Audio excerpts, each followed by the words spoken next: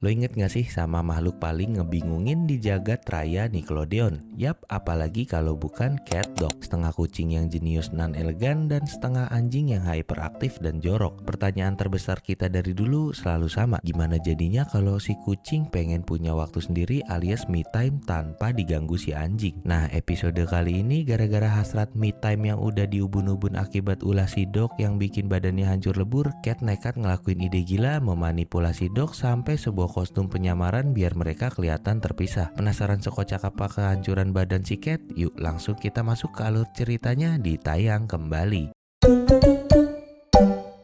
Cerita dimulai di teras depan rumah di mana Dog lagi kumat hyperaktifnya. Dengan tampang melongo dan lidah menjulur, dia terus-terusan menggonggong maksa Cat buat ngelempar bola. Cat yang lagi santai langsung masang muka males. Oh, lo lagi ngomong sama gue. Begitu bola dilempar, Dog langsung kesetanan dan nangkep bola itu. Tapi pas disuruh balikin, Dog malah masang mode garang fiktif sambil ngorok. Pas Cat berhasil ngambil bolanya lagi dan berniat ngelempar, tiba-tiba muncul seekor tupai di balik pohon. Sadar ada musuh bebuyutan, si Dog langsung teriak dan lari secepat kilat mengejar si tupai yang masuk ke dalam lubang pohon. Pas keluar, muka si Cat udah bonyok penuh biji ek di dalam mulut sama matanya. Sambil meludahi biji-biji itu, Cat cuma bisa ngedumel bau napas tupai. Sementara Dog cuma santainya ngajak, "Ayo Cat, kita minum soda." Sesampainya di dapur rumah mereka, Cat lagi berusaha payah ngambil soda di kulkas. Di momen itulah si tikus jahil peliharaan mereka, Winslow, keluar dari lubang temboknya. Winslow dengan gaya sarkasnya mulai manas-manasin si Cat. "Wah, kalian berdua kompak banget ya. Gue sih gak bakal sanggup hidup kayak kalian. Ngabisin setiap detik, setiap menit nempel sama orang lain." Mendengar itu, Dog ngejawab kalau mereka berdua suka ngelakuin apapun bareng-bareng. Tapi perkataan Winslow benar-benar masuk ke dalam pikiran si Cat. Winslow bilang kalau salah satu pengen soda, yang lain terpaksa ikut ngambil soda. Mereka gak bakal pernah punya waktu buat diri sendiri karena selalu bersama selamanya. Malam harinya di atas kasur, Cat masih kepikiran sama omongan Winslow tadi. Pas dia menoleh ke arah Dog, si Dog lagi asik dengerin musik pakai headphone kenceng banget sambil makan biskuit anjing dan baca komik. Cat pun mencoba curhat dengan deep.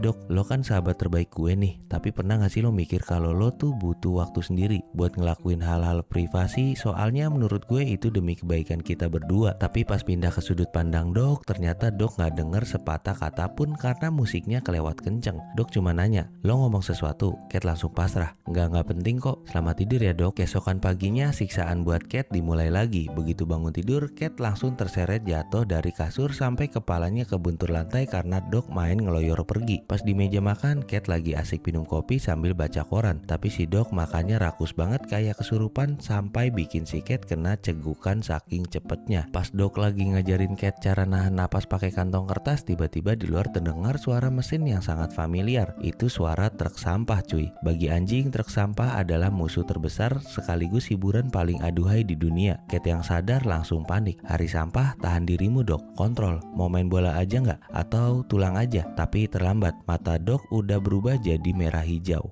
Dog langsung loncat keluar rumah mengejar truk sampah itu dengan kecepatan penuh. Dan disinilah penderitaan Cat dimulai secara brutal cuy. Badan Cat terseret di aspal jalanan, nabrak pembatas jalan, meluncur nabrak tiang telepon sampai kesetrum aliran listrik, digil sepeda motor yang lagi lewat, bahkan terlempar masuk ke dalam gedung bowling dan berantem sama pin-pin bowling. Cat cuma bisa teriak histeris, "Badanku hancur." Penderitaan belum selesai. Di sebuah geng greaser, Cliff si anjing bulldog, Loop dan Shriek udah nungguin buat ngebully mereka. Pas Dog lagi ngelewatin mereka, badan Cat secara gak sengaja ngehantam muka geng greaser sampai mereka mental. Gak terima, geng anjing preman itu langsung ngejar dan mukulin Cat habis-habisan sepanjang jalan, sementara Dog tetap fokus ngejar truk sampah tanpa peduli kalau bagian belakang tubuhnya lagi digebukin. Mereka bahkan sempat nyebur ke sungai, masuk ke pipa pembuangan, sampai akhirnya truk sampah itu pergi ke kota di sebelah di malam hari. Di bawah bulan purnama, Cat terkapar di jalan dengan kondisi badan remuk, mata masang logo X dan lidah menjulur sambil megang bunga putih layaknya orang mati. Sambil nangis, Cat teriak, "Gue udah gak kuat, tiap hari selalu kayak gini. Kalau gue gak dapat waktu buat me time, gue mendingan tamat aja." Dog yang panik ngira kembarannya mati beneran langsung nangis bombay. "Cat, please bangun, gue bakal lakuin apa aja asal lo bangun."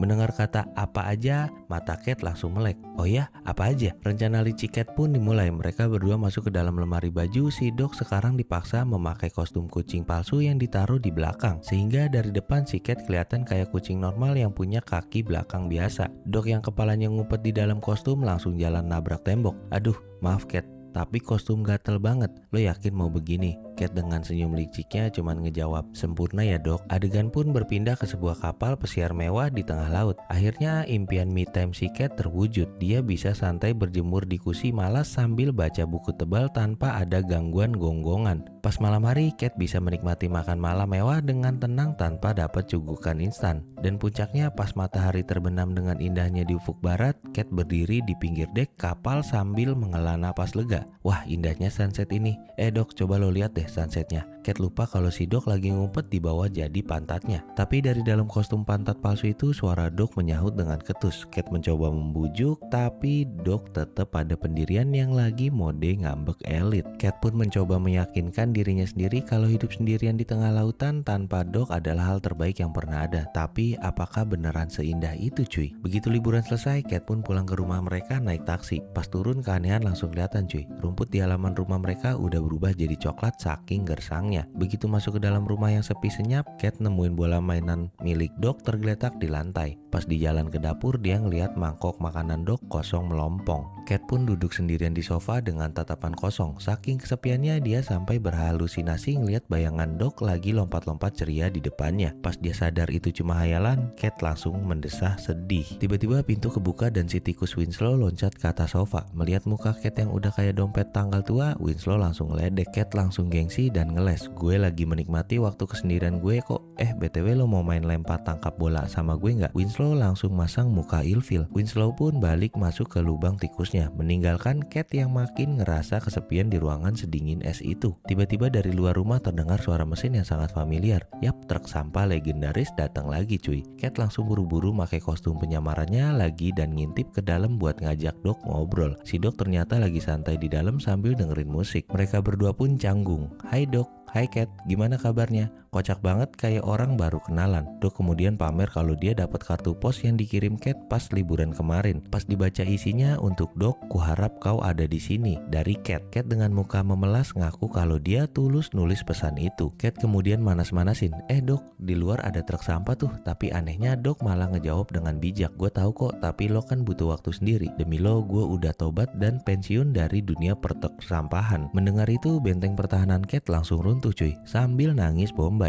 Dok nanya lagi, tapi kenapa lo pengen gue ngejar truk itu? Dengan jujur dan tulus dari lubuk hatinya, Cat ngejawab, karena gue kangen sama lo, maksud gue kangen ngeliat lo ngejar truk sampah. Dok yang ngedenger itu langsung tersenyum lebar. Oh, lo kangen gue ngejar truk sampah ya? Cat, sebenarnya gue juga kangen banget lo sama lo. Merasa dapat restu dari kembarannya, Dok langsung merobek kostum kucing palsu itu sampai hancur berkeping-keping. Dengan semangat membara dan lidah menjulur, Dok langsung lari kesetanan keluar rumah sambil teriak hiperaktif. Saking kompaknya mereka kembali, Cat yang ada di bagian belakang gak peduli lagi badannya bakal remuk di aspal. Pas lagi asik ngejar truk di sudut jalan, ternyata geng anjing preman greasers udah nungguin mereka. Nah itu dia Cat Dok, ayo kita sikat. Teriakan serik langsung memicu aksi kejar-kejaran massal yang brutal tapi penuh tawa. Mereka berdua pun berteriak kompak dan episode pun berakhir dengan kembalinya keharmonisan dua makhluk beda frekuensi ini. Nah itu dia akhir dari kisah emosional Cat Dog hari ini cuy.